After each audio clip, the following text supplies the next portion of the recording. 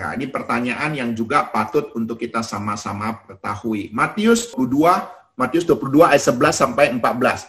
Ketika raja itu masuk untuk bertemu dengan tamu-tamu itu, ia melihat seorang yang tidak berpakaian pesta. Ia berkata kepadanya, "Hai saudara, bagaimana engkau masuk kemari dengan tidak mengenakan pakaian pesta?" Tetapi orang itu diam saja. Lalu kata raja itu kepada hamba-hambanya, "Ikatlah kaki dan tangannya dan campakkanlah orang itu ke dalam kegelapan yang paling gelap. Di sanalah akan terdapat ratap dan ketak gigi. Sebab banyak yang dipanggil tetapi sedikit yang dipilih." Pertanyaannya ada dua. Apakah dimaksud dengan pakaian pesta pada perumpamaan itu? Pertanyaan kedua, apakah dimaksud dengan banyak yang dipanggil tetapi sedikit yang dipilih? Nah, untuk pertanyaan pertama ini banyak sekali penafsirannya. Ya, saya kumpulkan minimal ada 3 dulu. Ya, ada 3 tafsiran tentang pakaian pesta. Ya, ada banyak sekali tafsiran. Ya, pemahaman pakaian pesta ini. Oke.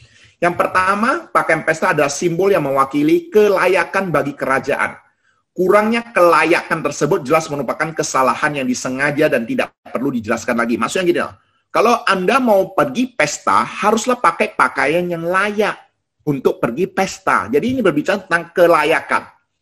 Ya, ini tafsiran pertama. Kemudian Saint Agustinus mengatakan bahwa pakaian pesta itu adalah perbuatan cinta kasih. Ya, ini tafsirannya tentang cinta kasih. Sedangkan tafsiran yang ketiga, pakaian pesta itu melambangkan satu syarat mutlak untuk dapat memasuki kerajaan. Dengan demikian yang dilambangkan adalah jubah kebenaran yang disediakan Allah di dalam kasih karunia-Nya untuk manusia melalui iman. Jadi, yang dimaksud dengan pakaian pesta itu adalah apa? Kasih karunia yang daripada Allah melalui iman. Kalau kita mau masuk ke dalam kerajaan surga, kita harus berdasarkan kasih karunia yang daripada Tuhan, yaitu melalui iman. Nah, untuk 3 tafsiran ini, saya lebih memilih jawaban yang ketiga. Karena pemahaman pakaian pesta di sana adalah kasih karunia daripada Allah, kita diselamatkan oleh karena iman. Ya, jadi ini penjelasannya, pemahaman pakaian pesta. Kemudian pemahaman banyak dipanggil, sedikit dipilih.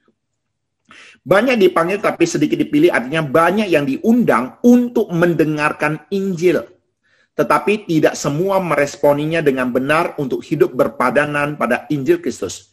Tidak melakukan sepenuhnya panggilan untuk melakukan kehendak Tuhan, akhirnya mereka binasa.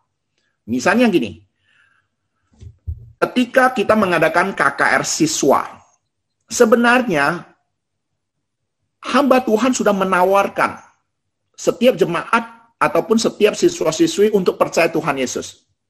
Untuk memanggil mereka. Tetapi apa? Hanya sebagian saja yang mereka mau menerima Yesus sebagai Tuhan dan Juru Selamat hidup. Padahal panggilan keselamatan ditawarkan kepada semuanya.